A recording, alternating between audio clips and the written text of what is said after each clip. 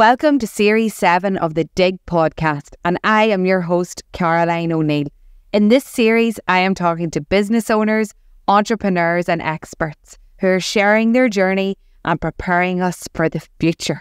What does the working world look like in the future? It changes every week, every day, every hour. So tune in each week as I ask my guests how they are future-proofing their business. Using AI in your business. This is a much anticipated episode, which we've kind of held off on, but we're here now. I have Meghan Semple with me today, who is it's the first time that I've had a returning person to the podcast. So this is her second time on the Digg Podcast, and that's a first for me to be able to say that. Meghan is the Performance Marketing Director at Digital24. She leads a team of specialists driving comprehensive performance marketing strategies across multiple industries. She is the woman we need to hear from today. She's a leader in the digital field, and she's some great advice on how to use AI to make things a little easier in your business. But she also gives us a real life insight into her thoughts on AI and the industry, and what the industry are saying and what she thinks. So it's going to be a really interesting conversation, one that I know is on the tip of a lot of people's tongues, especially business owners, about what it means for them. A lot of people are afraid of it. A lot of people love it. So I want to delve deep with Meghan today, and how we can use it perhaps to help us. So Meghan, thank you for the second time. You're the first guest to be here for the second time. Mm-hmm. Yeah. Thank you so much. No problem. So it just shows how much we think of you here in the Digg Podcast as being an expert. So thank you for being here. So we're going to delve straight in. Artificial intelligence, what is it? So artificial intelligence, it can be, when it comes to marketing, it'd be a range of things. So primarily the way I've come to meet artificial intelligence has been through machine learning in advertising. So whenever you set up any ad on the likes of, say, Facebook or TikTok or Google, you'll select whether you want your website to get more traffic, whether you want to get more leads, or whether you want to drive awareness. And machine learning in those platforms, it looks at the type of people that are likely to click on your ads, people who are likely to purchase a product from you, and it will start to auto-generate targeting, essentially, to find more people just like that to ultimately expand on your success. So AI can be machine learning, but AI generally is whenever computers kind of do get involved in kind of the thought process and, you know, learning and understanding and growing with business. Artificial, it's a word that's thrown about a lot at the minute. There's a lot of overwhelm online when you start to consume content about AI. Like, it's growing very fast, isn't it? Mm-hmm. What I suppose what the people that are listening to the Digg Podcast, Meghan, are thinking, how can they, first of all, should they be scared of it, afraid of it? Mm-hmm. And secondly, is there a way, and we can delve deep then into different things that we can do, that it can be used to help improve your business? So first of all, I suppose, is it something that we should be afraid of? Well, I suppose the first thing that a lot of people think about when they think about AI is, will it replace my job? And that is something that's massive in business and marketing. You know, as a digital marketer, will ChatGPT one day replace my job? And my stance on that is no. You know, we shouldn't be afraid that it's going to replace our job, because historically machines and AI have been a point of assistance whenever it comes to business and whenever it comes to just general future growth of economy. So when we think about the likes of whenever machinery came about for factories, yes, it did displace a lot of jobs, but it also created a massive range of new jobs as well. So it needed people to be able to build those machines, and it needed people to be able to manage those machines. And that may very well be kind of a route that we eventually do go down. You know, even now, I think prompt master is starting to become a job title for the likes of these chatbots. And we're seeing ChatGPT show up in a lot more CVs as well. Now, talk to us about that. So, for people who are listening that don't know what ChatGPT is yet, mm-hmm. tell them. So ChatGPT, it's a large language model, and essentially it's like a natural language processing robot, essentially. So you can speak to it and it will speak back to you in natural language, in human language, or however natural you wish to perceive that it is. It's still a little bit robotic. So you can have a conversation with this robot and you can ask it to do things for you. You can ask it to give you information back. And you can even ask it to, you know, as you're saying, you can ask it to write you, you know, a blog. You can ask it to write you website copy. You can ask it to write you email. You can ask it to write strategy. And it can do a vast range of things. But these language models, they do take some understanding of how to prompt them to get them to churn out solid, good responses. So we're actually seeing, like at the minute, my LinkedIn is absolutely flooded with people, you know, selling these prompt sheets that are hundreds of prompts on them of, you know, how you can get the best out of ChatGPT. And honestly, at this point, I actually think it's kind of funny because the whole point of it is meant to add efficiency to work or whatever it is you're using it for. But if we're having to learn this massive new skill and use these big old cheat sheets and stuff for it, it's starting to add another layer of complexity to actually using the platform. So, I mean, it's not funny, but it's, yeah, it's amusing at the minute and how it's going. That's... So, and for people who haven't even actually delved into it, it's a free tool. There is a paid version, but it's a free tool that you literally, if you Google ChatGPT, we'll put the link actually in the show notes for you to go see. You can just go on there and straight away start to trial and error it. And I suppose, and we're sort of jumping on all the notes, ChatGPT was the last thing that we were coming to, but just because our conversation has led to that, I suppose to give an example, Meghan, of how I'm using it to help me in with the podcast, for example. So say, for example, I interviewed Meghan Semple. We talked about AI. We also talked about these tools that can be used to help small businesses. I would literally write it in like that. Could you please help me with titles that would be really good for that podcast interview? Mm-hmm. And I get 10. I could say, give me 10. Mm-hmm. And it gives me 10. And then I can choose which I think aligns with the messaging. And I find it really good for that, for helping, assisting, like you said, definitely not creating the content, but assisting me with the creativity around my content. So that's how I use it within the podcast and for other ways as well, which we'll maybe explore in other episodes. But for anybody who hasn't tried it, I think, do you think that people shouldn't dig their head, bury their head in the sand about this either? It is happening.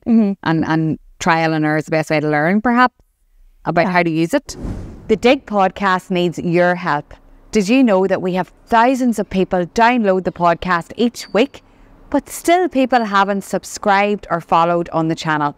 So I'm asking you, if you listen on Apple or Spotify, if you could hit follow. If you listen on YouTube, then hit that subscribe button.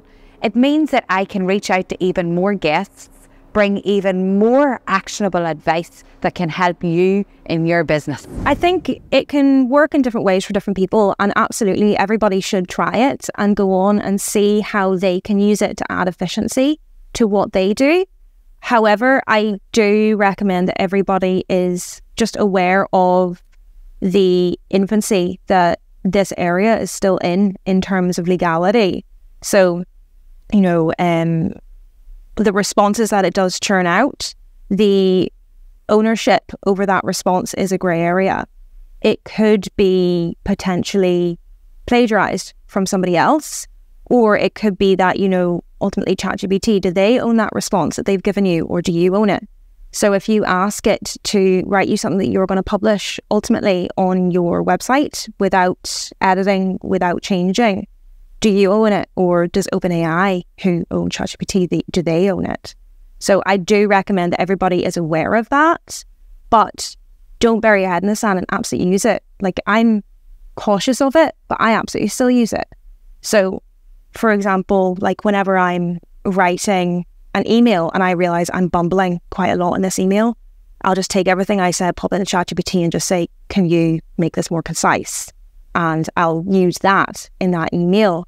And it definitely has helped in that sense in terms of my kind of correspondence and making sure that I'm not maybe talking the heads off people in emails, and also maybe writing a little bit more fluently sometimes, not as... I've used it for that, for grammar. Yeah. Mm-hmm. Because I am a very face-to-face vocal person, but when it comes to writing it down, am I coming across in the way, like you've just said, am I bumbling? Am I using the right apostrophes in the right places and all of that? Like really, really good for grammatically getting you up to speed with your content as well.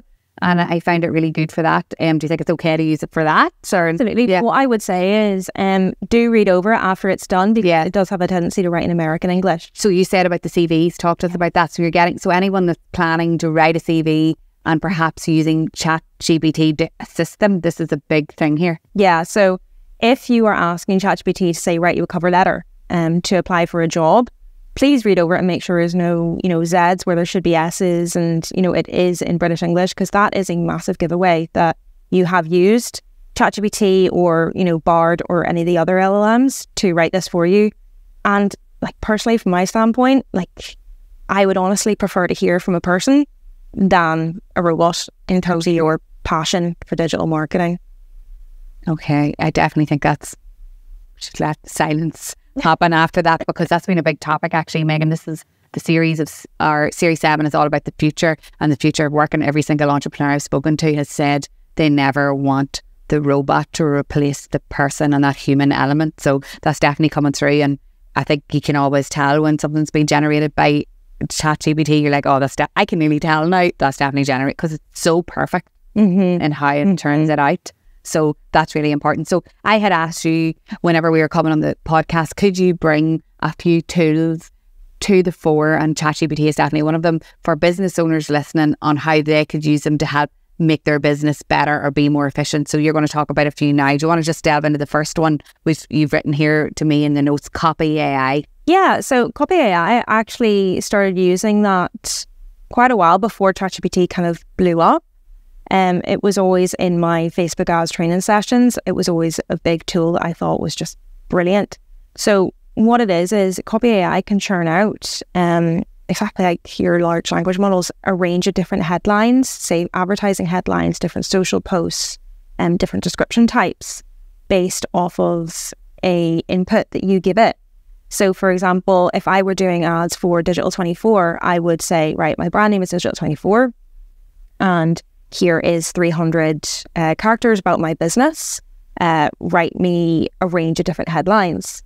And I used Copy AI all of the time, and it was so useful for me if I was, say, if you've been working with a client for like 5, 6, 7 years, creativity can start to sort of dwindle a little bit, because, you've been working on this for so long, your kind of head is so deep in it, that sometimes adding that new angle and seeing what it can churn out can really spark a little bit of extra creativity.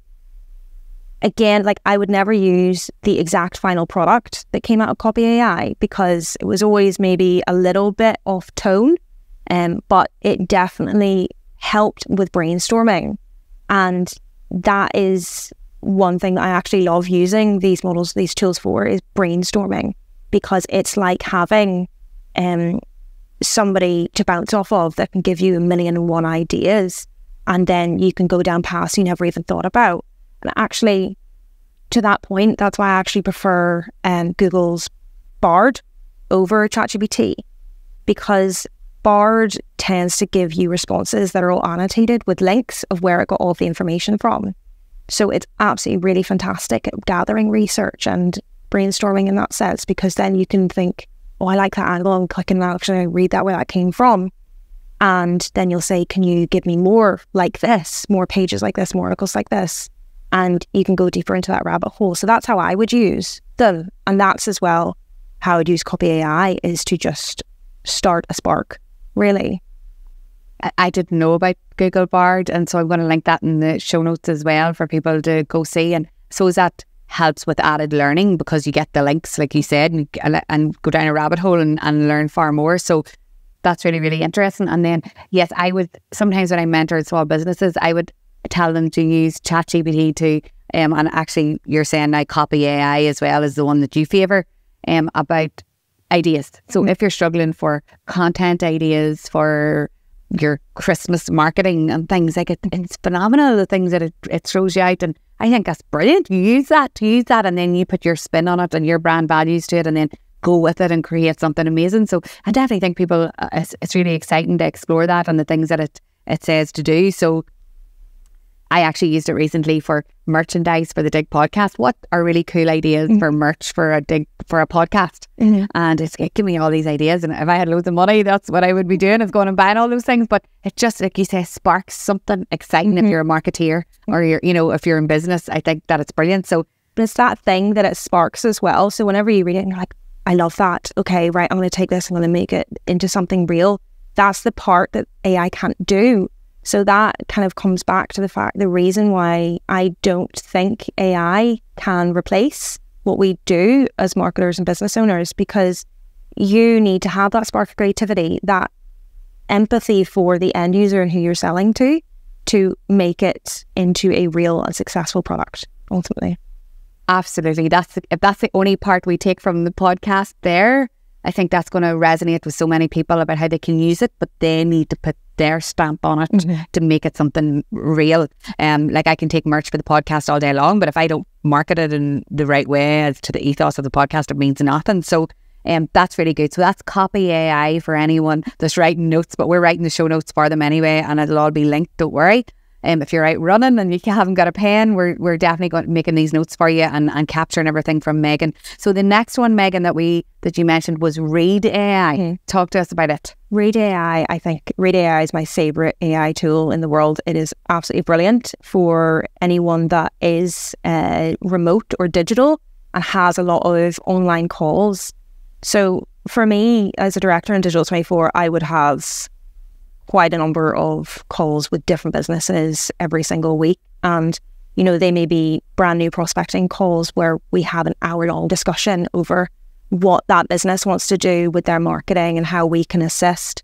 And normally what I would have been doing in those calls is I'd either be writing down notes, furiously trying to take notes the whole time, or I'd be typing. And the issue with that is I didn't like writing notes because they could see that I was taking notes, and that can sometimes create kind of, if someone can see that you're taking notes, they maybe don't say certain things about their business, or, it just creates a bit of a barrier if I'm not looking at them and I'm not nodding and I'm not actively listening, ultimately. And then if I'm typing, they might hear me typing, or I'm distracted by thinking about getting this in black and white and I'm not fully engaging here. Whereas Read AI, it's a Chrome extension type app that you invite to your Google Calendar, and it joins every meeting that you're on, and it automatically takes notes for you. And at the end of it, you have a long kind of transcript of that call. But the bit that is so amazing about it is it actually automatically pulls out key action points, things that you said you would do. And it also summarizes things that it thinks were important that came up in that call. I use those so much. Like, if Neve comes to me and she's like, oh, Meghan, how did that call go with so-and-so? What did you agree to? I'm like, hang on, this is exactly what it is, because I don't know about you, but I'm so forgetful. So handy to have. Not only that, it'll actually give you ratings on the likes of like your charisma on that call. Stop it. And how they responded to you, whether they responded positively or whether they didn't seem to sort of respond to you very well at all, whether they were a bit dry towards you.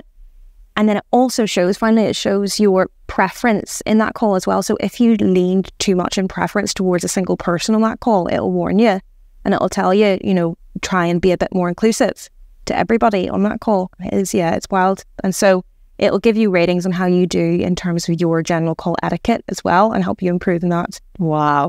I don't know about Read AI. Brilliant. Are you an employer and you're struggling to find talent for your business? Have you considered job share roles, flexible working, part-time working? Why not check out Timely Careers? They're a fantastic organisation. They've been set up by women in business, and they're there to support the woman that wants to return to work, but also the employer. That's you. You will be able to access a pool of women who are highly skilled at degree level and beyond.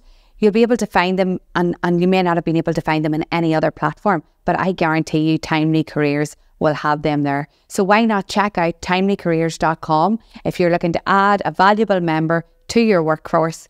Timely Careers could help you do that. I have a notebook, Meghan, and every single person I speak to, now this notebook is at the end of its tether now, but I'm actually lost in when they were. All the notes are everywhere. I don't know if I'm coming or going. I speak to maybe 4 or 5 people a day on Zoom, and I'm in that zone at the minute where I don't say, for example, the prep for this podcast. I called everyone on Zoom and wrote it all down and furiously in that notebook. I didn't know about this. So I learned so much. Recommend it, yeah. And I never knew. Then I was like, what did I say that I would do for them again? So this is going to help me so much, and I don't feel like I'm cheating to it. I feel like this is helping. This is going to help me so much. Such like it is like I've hired in a personal assistant. Like, it's absolutely amazing. Do you download those and keep those all in a file then, or are those all? How do you manage that? So they're stored online on the Read AI website, and it'll prompt you. So it'll send you an email after your call with the prompt to go and view your transcript and all of your ratings as well.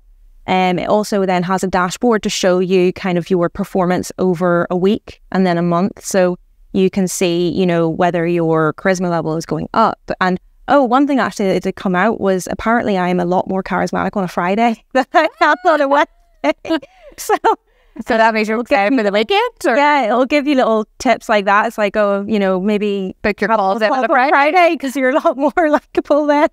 But that's amazing, isn't it? It's wild. But it shows you though that that's what they've analysed about you. What day is this? What day are we on? And Wednesday. Oh, no. So that this on Friday. No, you're doing well. I feel the charisma. Don't worry. That's amazing. I'm going to link that in the show notes. I'm going to start using that, and thank you for sharing that tip. And this just reiterates for me, you don't know till you know, and I didn't know that till you just told me. You know, I always try to say to people, just ask what could help me. So that's why we do the podcast, Meghan. Like, you're going to have helped so many people now with that tool. I can see the production team, like all their mental minds all going, like what they're going to be doing, Loney, right? The next one that you've written down here, and I was like, I wonder if she did a spell typo here. No. Okay, so tell us about Headlime. Headlime is an AI tool. Just to go back, sorry, is Read AI a free or paid for platform? There's a free level, like all of them probably. You can have a few hours of time a week or something. So it's good enough to use, you know, if you're not massively inundated. So yeah. But I do use the free one and it works just fine for me. Okay, well, if you use the free one, we're flying. We're all going to be logging on for free for sure. Right, Headlime, talk to us about that. Headlime it's an AI tool that auto-generates a website, essentially. And it can do the final product of the website. You can download the HTML and you can, post it from there. It is very powerful in terms of, I would say, a mock-up. So one thing I know that a lot of people struggle with is getting across the idea of what they want in a website to developers, because there's definitely that language barrier with developers and businesses in like the tech savviness area. So you can put into Headlime, what your business is and the description of your business and what you're selling, and it will churn out a website complete with copy on that website as well, and different sections for that website that it will recommend. So the part that I find really useful actually is the copy and the order, the copy that it does churn out, because having reviewed it, it is all to kind of user experience standards. And that for me is very powerful, because I know a lot of businesses out there do struggle with their website and thinking about designing their website. Even if you have your website hosted on the likes of Squarespace or Wix and Shopify, and you have put it together, I think you should try and put something through Headline and have a look at what it turns out, because it might put things in a certain order that you think that makes way more sense and that looks way more cleaner. And you might want to take that then as inspiration to build it elsewhere. So I do find it very useful in terms of breaking that kind of language barrier between web developers and businesses and thinking about, your structure and what you really want. Because I know for us, when we were building our website for Digital24, we were getting kind of designs back. Don't like that, but I don't know why. I kind of know what I want, but I can't talk about it. I can't visualize it, and I don't know how to tell you.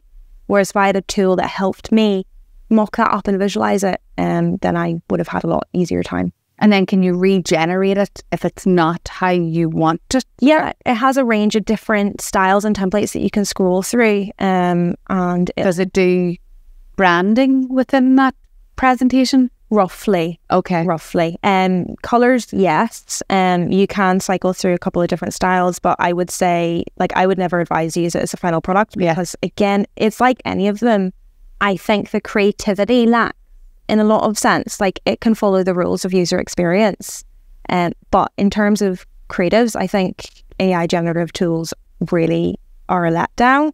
And I wouldn't advise you try and use anything that promises image generation or video generation. So that's like one of the things that I see really often on ads, on like Facebook ads or LinkedIn ads. I'll be scrolling through and I'll see an app promising to create you hundreds of different, ad creatives that you can use and run them, and they'll be super successful.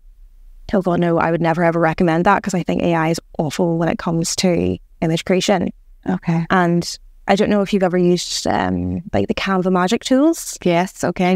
But when you draw over a certain part of it and you say add in flowers or something, sometimes the stuff that it can churn out is a little bit haunting. Like, it's so bad. Yes. But sometimes it can be good. But yeah, I think definitely in terms of the creative side, especially like website creatives, don't lean on it.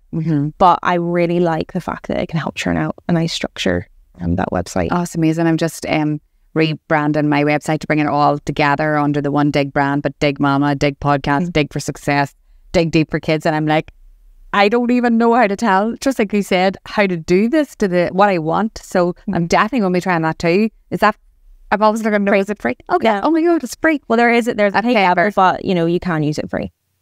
Amazing. So I'm going to link that as well in the show notes. You've written here a wee note, and you've said that at Digital24 you've tried loads of apps. Like, just to say, I know you wanted to make a wee point on that as well, and I think you have at the start touched on it, but you said here, like, the Canva AI tool obviously isn't great, but is there and can put out weird marketing. So just be careful, is that note, isn't it? That with all of these that you're talking about. Yeah, I would say there's definitely limitations to all of them. Yeah. I think we're definitely still in the early days of a lot of these apps. Like, AI has become like the buzzword, and everybody wants to create a different AI tool, and everyone wants to have a different AI tool. But there's definitely limitations in what they can churn out. And the area that I've seen it is most lacking is the creative side. And I just think that AI struggles with creativity, and anything image-based, video-based, it doesn't really tend to work as well. And you're a very futuristic marketeer, like, you're ahead of your game in loads of things, but you said to me that sometimes you think people look at you as old school because of your view on things, but you're very aware of what's happening and what's out there, but you're just realistic as well. Yeah, well, I always like to be like, first kind of go and try something, and if something new comes off, like a different format on any social platform, I'm always wanting to go out and see what it's like and play with it.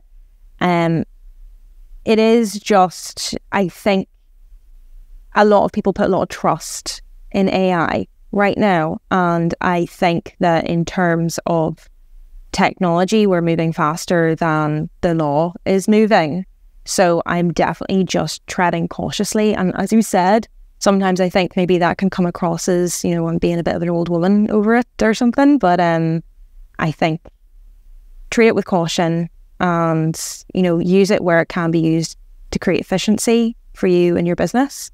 But don't rely too heavily on what it churns back to you. We had other notes written here as well, like what Meta are at the moment are pushing. Do you want to talk a wee bit about that, just for anybody who's interested in that side of things? Yeah, absolutely. So Meta and Google at the minute, I think, are really rolling out a lot of machine learning AI type campaign types now. So on Meta, Advantage Plus is getting pushed incredibly heavily to everybody at the minute. And Advantage Plus is essentially their new word for automated. So automated targeting, automated carousel type ads, automated everything. there's levels of it as well, where they can automatically add music to your ad. They can automatically turn a group of images into the video. And then you just kind of roll it out, one ad set, automated, and just let Meta do its thing, essentially. And it's fully kind of like machine learning based, AI backed, all of that. I think it's brilliant sometimes. It's not so brilliant other times. There's definitely use cases for it, and there are cases where it doesn't work. At the end of the day, though, human intervention when it comes to those campaign types are still very much required. So even though the likes of like Performance Max on Google and Advantage Plus exists on Meta, you can't just let them run and then just be like, great, okay, now I have £1 million business. You know, I wish it worked that way, but there's definitely still methods in terms of building those, optimizing those, and scaling those that a digital marketer is still needed for. But I am totally on board with these types of machine learning campaigns and all of these kinds of automated new ways to run ads on the likes of Meta and Google, because it's just a new form of assistance for digital marketers. So for years, we've been using, like I talked about, bid strategies on the likes of Google and Meta, which helped target and reach and optimize automatically. And it's just a new form of that, a new better form of that that's quicker, and it frees us up more time to maybe think creatively, and help us to find something that works even quicker. There's like when I'm on social media and go through, and every day there's new people saying this is a brilliant model, I have them all saved, and then I get overwhelmed about what to use and what should I be using. I'm trying out one at the minute called Munch. Have you heard of Munch? No. It was actually B&L Productions. Loney talked to me, and it's a program that helps you edit your podcast in chunks of information that they think is important for your audience. So it can turn out 30 pieces of micro content with subtitles, captions and descriptions. Wow. For mass distribution across social, across all the platforms, optimized. That's massive for a podcast production content strategy scheme, because that's where the time is, listening to the podcast. However, there's problem, because I know what my audience want to hear. They're proclaiming they know too, but I know my audience better, I feel, than that robot that is churning that out. So they'll put out 30 pieces, but within that 30 pieces, they've missed the key thing that I think matters. So yes, it's brilliant for if I want lots of content from that, but I feel like that human aspect of listening to it myself and actually pinpointing the main thing, you still need to do that, but it can help me so much with the editing bit. Like, I don't have to then create all those other pieces of content. It's doing it for me. It's writing the subtitles, which I then need to go in and edit, because our language is sometimes not picked up right in the way they're doing it. So yes, that's the tool that I'm trying to get my head around as well, but it absolutely is helping me, and I'm absolutely, like you said, I'm all for it, but I have to be so careful and so cautious of it as well, that I'm reviewing it properly and not letting it not just putting it out what they've given me, because I need to look at it. So Munch, if anybody's interested. But my point was, I got overwhelmed with the amount of editing AI sub tools there are out there. So I think you need to focus on one, get to know it, see can it work for you, and then move on. You can't consume them all. Would I be right in saying that? Because there's just so much. There is so much out there. And yes, like even for copy AI, there's a million different variations to do the exact same thing. But you focus on one. You like one. I like that one. And as well, if you do want a paid version, I think that one is one of the more affordable ones too. Okay. Yeah, I think just think about where maybe you could add efficiency into your job, and try and think about, Google, are there AIs for that? And play around with free trials of things. Do not go instantly in and pay for something. Because as I've said, these AIs are really hit and miss. Like, some of them are just absolute trash. But there are free trials out there, and there's definitely free levels at which you can use a bunch of these tools, and just have a play around. There's no harm in it. But just, always be cautious. Treat everything with caution, but don't be closed off. Yes, because I've met a lot of people and they're like, closed book, I don't want to talk about that. That's very scary. That's going to take over the world. And I'm like, well, yeah, it kind of is the new. So I think we need to learn just how to use it properly. So we could talk all day. Those are a few tools. I don't want to talk all day because I don't want people to get overwhelmed when they listen to this. I want them to take away perhaps those key programs and go look at them and see how they can help them. And then maybe you'll come back and be the third time on the podcast next year whenever AI is even more advanced, and perhaps there'll be more value to bring there and more advice to give people. So thank you for being on the Digg podcast again, Meghan. Problem. And I know it's going to help so many people. Just even it's helped me already, and I'm only sitting beside you. Imagine the amount of people it's going to help that are listening. So thank you so much, and I look forward to next year when we're talking about AI and all the things that have changed. Looking forward to it. Thank you.